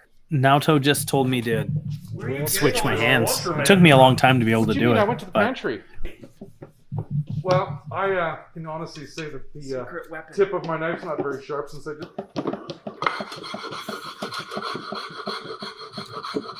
What's Discord? Discord who's is that? it's like kind of Oh, that was- like you can build your own chat rooms essentially. It's not a crazy It's idea, almost like to there's be honest. I just suction wouldn't to know it. how to set it up. It's so Well, Damon even. says they should tell Nathan that because he takes his job more seriously than us. Maybe I will. Sharpening on the wrong side of the knife. Yeah. Oh, sorry. Hi, Chairman. I'm just trying to polish the spine. Trying to Because I make it think- Sakai style. I'm trying to make it Sakai style because I don't know if you know, but the chairman's from Sakai area. I hope the fourth category is how much you suck up to the judge. You're a I winner. sucked for up to sure the in judge that a category. lot. I sucked up to Yeah. Naoto a lot. Yeah, it's coming. It's coming. That's nice. And That easy. spine, by the way, is also mirror polished and really I don't, smooth you on know, that frankly, knife I now. know that as I'm doing this, I'm thinning the knife out so it'll cut nicer. But honestly, I haven't even started like sharpening. And a good bit of sharpening isn't just how sharp the edge is, but also how the knife travels through the food. I think it's all about how nicely the spine is polished. Holy smokes, Chris! It's pouring You'll outside. see. Laugh it up, fuzzball. We're By just the judging way, one side. Chris, I'm in the right? middle of a rainstorm here. Just one side. Huh. You're sharpening one side. Just one side. I'm not trying to brace the table. I'm just doing this to look cool. I'm still bleeding. Damon's smart. He says, "Bring it up after garage You've sale." gone and got Yeah. gin. You've gone and got. I set up stick. one for my D&D game with the staff, but I don't know that I could. I think know, that's I a just- baseball. I joke. I don't know how to do thought it short of inviting Some one or sandpaper two in my people. pocket might be handy this morning. Left the house. Okay. I didn't notice you say that last time I watched Thing this. out of the pantry. Sandpaper Can I in your have- pocket when you left the house. 1,000 grit knifeware stone, finger stone. This was Mike's disaster here. He'd never used it before, and he scratched the finish up totally on his knife. Thought he was being so smart.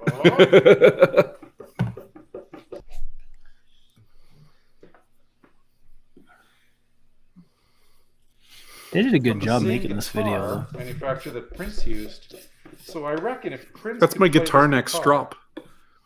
I've got one of those right a beside me. strop made out of the neck. that Yeah, should but work. this one is from Prince's guitar. How many seconds are left? This is Mm. over. Well, it's the same I don't- brand anyway.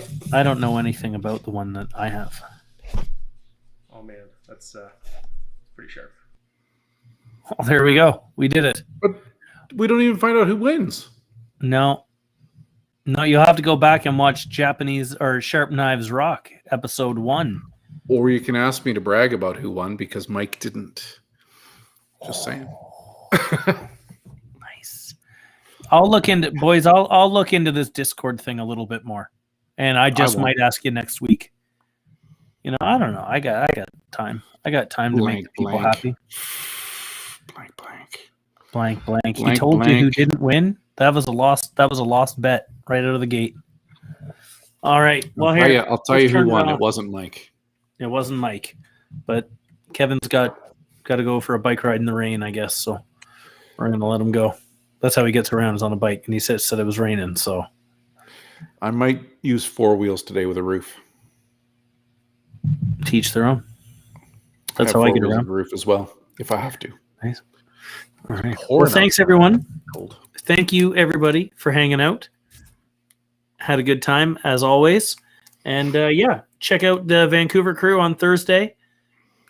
Naoto and Guest on Friday. We're doing Sharp Knives Rock and the Dish Pit on Monday, followed by the pre-garage sale Japanese Knife 101 on Tuesday. So And the garage sale's stay the in next touch. Monday after that. My God. It is. Yeah, we're 13 busy days on the to old garage cameras. sale. Holy smoke. Yeah. Whew. All right. All right. All right. Stay safe. Stay sharp. Oh, good one. I don't know. I'll talk to everybody later. All right. All right.